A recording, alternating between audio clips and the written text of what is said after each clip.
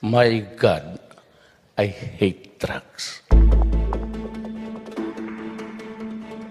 Bourdain's death comes just 3 days after fashion designer Kate Spade died, also of suicide.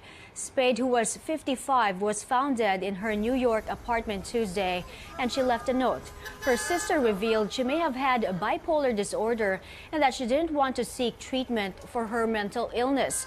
But Spade's family is disputing her sister's claims. The famed designer leaves behind a husband and a 13-year-old daughter. While these deaths have shocked us, we're seeing more and more people are talking about suicide and depression on social media. For those who are battling depression and anxiety, it's important that you know there are people who can help. Don't hesitate to talk to someone, or you can pick up the phone and call the 24/7 Hope line. The numbers are flashed on your screen. Also, if you see someone struggling, you reach out. Switching gears now, the Golden State Warriors are once again champions of the NBA after sweeping the Cleveland Cavaliers 4-0. Our sports desk correspondent Pauline Versosa is at a viewing party in Makati. Hi, Pauline. How are the fans? How did the Warriors beat the Cavs? And tell us about the atmosphere there. That's right, Maya. Just like what you mentioned, we're here at the NBA Finals viewing party in Makati City, where both Golden State Warriors and Cleveland Cavalier fans alike came to support their favorite champions in the recently concluded Game 4 of the NBA Finals series. Both teams were equally represented here at the viewing party, and at the first half of the game, there was definitely an intense atmosphere between the two fan bases as they were cheering for every point and every miss of each team. But it was in the second half of the game where the energy of the fans of the Cavaliers started to dwindle down when their team was down by as much as 21 points at the end of the third quarter. We clearly saw that the defense of the Cavaliers was porous, which gave way to the Warriors scoring those easy and uncontested baskets, especially from the field. And to the delight of the Warriors fans, the Warriors built a 23-point lead at the end of the game to secure their second straight NBA championship title and their third title in the 4 years they've faced the Cleveland Cavaliers in the NBA Finals. They finished the game 108-85 with 37 of those points from Steph Curry. But this year's NBA Finals MVP is not Steph Curry, but rather Kevin Durant, who scored 28.8 points, 10 rebounds, and 7 assists throughout the NBA Finals series, his second and consecutive Finals MVP award. But as for LeBron, he finished with 23 points, 7 rebounds, and 8 assists. We've yet to see if LeBron will still suit up with the Cavaliers in the coming seasons. But today, the victory goes to the Golden State Warriors. And to tell us a little bit more on how this game was for them are young GSW fans, Nathan and Nigel Sanshanko. So, Nathan and Nigel, how was Game 4 for you guys? It was great, because our team won by around 23 points, and we actually swept the Cavs this year. Unlike last year, it was in 5 games. How about you, Nigel? How do you feel?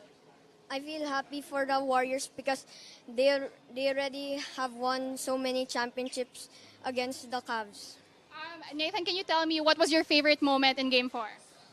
Is when one of the Cavs were trying to close out Curry, and it was supposed to be a foul, but Curry just shot the 3, and it was amazing. Nigel, can you tell me, what do you feel that Steph Curry didn't take the Finals MVP award? Were you betting on him getting it? Yeah, because all of the games he played consistent points, including for Game 3. So do you think the Warriors will defend their title next year? Yeah, I hope so. Me too. You too. So thank you very much, Nathan and Nigel. The celebration here at the NBA Finals viewing party continues at Makati City as the Golden State Warriors claim their NBA championship title this year. Mai? Thanks, Pauline. Go Dubs! Pauline Versosa there reporting to us live from Makati. The world is still stunned after the death of beloved chef, writer, and TV host Anthony Bourdain. The creative mind behind CNN's Parts Unknown was in France filming an upcoming episode when he took his own life. Tributes are pouring in from friends and colleagues who knew him best and from fans who admired his ability to find humanity in every far-flung place he visited by connecting over a meal. Here's CNN's Erica Hill. I don't even know what this is. I love you, noodles. Called the original rock star of the culinary world, the Elvis of bad boy chefs, Anthony Bourdain was a cultural icon. Ooh, delicious. His mission, to explore the world, meet the most interesting people, and of course, find the best food. We ask very simple questions. What makes you happy? What do you eat? What do you like to cook? And everywhere in the world we go and ask these very simple questions, we tend to get some really astonishing answers. Born in New York and raised in New Jersey, Anthony Bourdain began working in kitchens as a teenager, eventually becoming a celebrity chef. Going to 73 side of Au Poivre. A best-selling author and TV host. What you think? I loved it. Behind the success, Bourdain struggled with demons, including an addiction to heroin, which he says began in a Cape Cod restaurant when he was just 17. There was some dark genie inside me that I very much hesitate to call a disease that led me to dope. Bourdain spoke openly about his struggles and about the person who inspired him to do better. I have a 7-year-old daughter now who I never would have had. I never would have thought. I looked in a mirror and I saw somebody worth saving, or that I wanted to at least try real hard and save. Using his celebrity to raise awareness about opioid addiction. Along with his advocacy, Bourdain remained a passionate explorer, bringing his adventurous spirit to CNN in 2013, where he shared his insatiable curiosity with audiences around the world on his series, Parts Unknown. All right, you're gonna have to... I will walk you through. You're gonna have to walk me through this. Former President Obama, who joined Bourdain on Parts Unknown in Vietnam, tweeting, "He taught us about food, but more importantly, about its ability to bring us together, to make us a little less afraid of the unknown." People tend to be proud of their food. They let their guard down when they talk to you. You see them at their most vulnerable and revealing in a lot of ways. So even people with whom you have really fundamental disagreements and maybe even complete different belief systems, if you're going to intersect anywhere, it's going to be over food. Ah, the real deal. Erica Hill, CNN, New York. Recently, Anthony Bourdain had emerged as a leading male voice in support of the Me Too movement. He was 61 years old. CNN Philippines got to interview Bourdain when he was here in June last year for the World Street Food Congress. He tells our senior anchor and correspondent Pinky Webb what he thought about Filipino cuisine. Filipino food, of course, that's what we're really looking forward to. What you have to say about Filipino food? How would you describe our cuisine?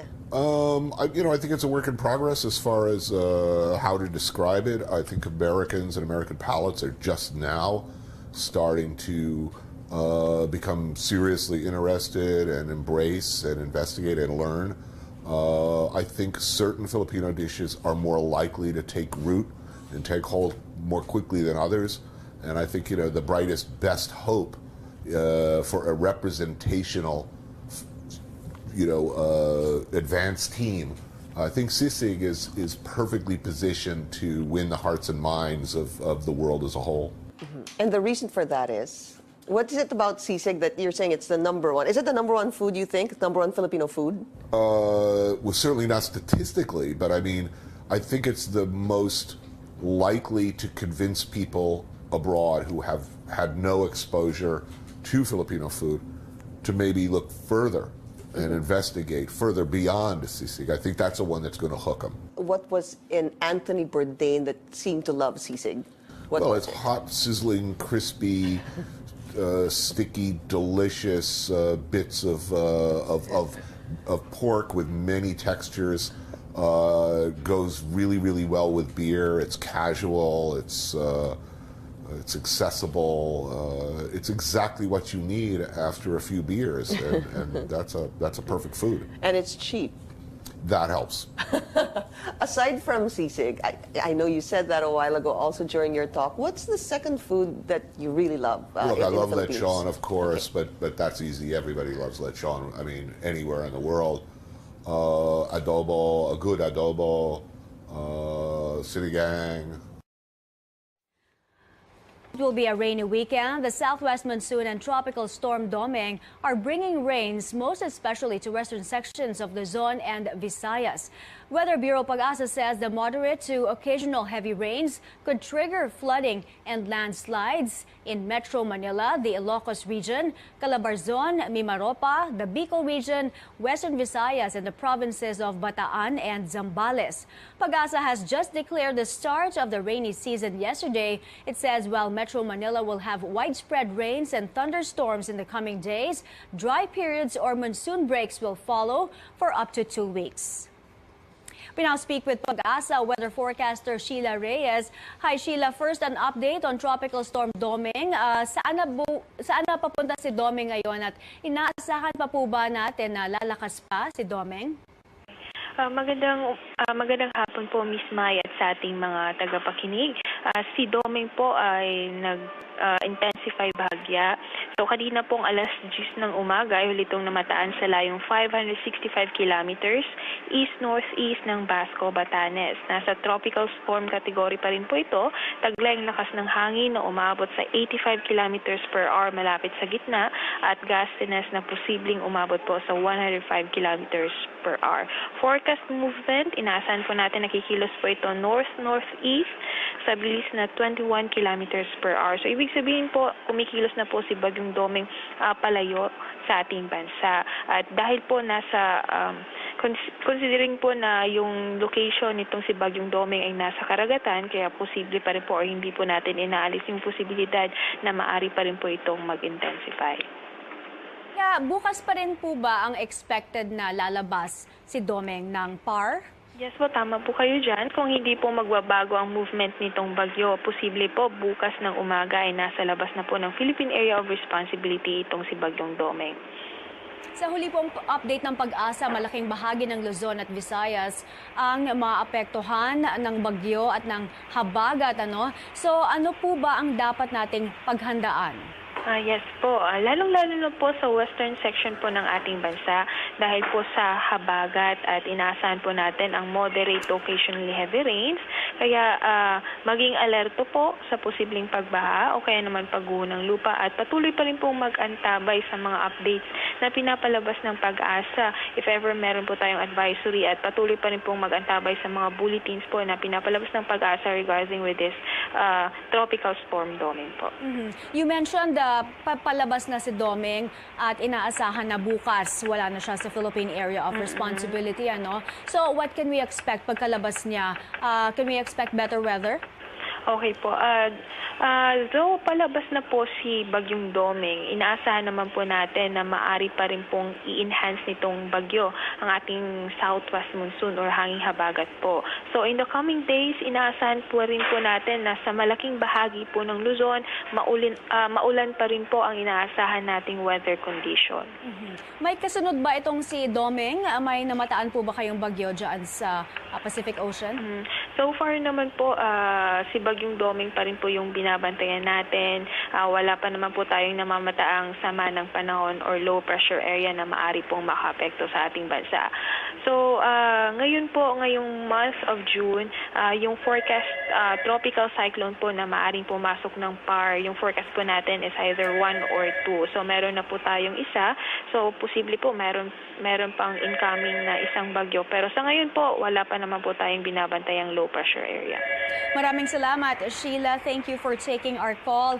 That was Pag-asa weather forecaster Sheila Reyes.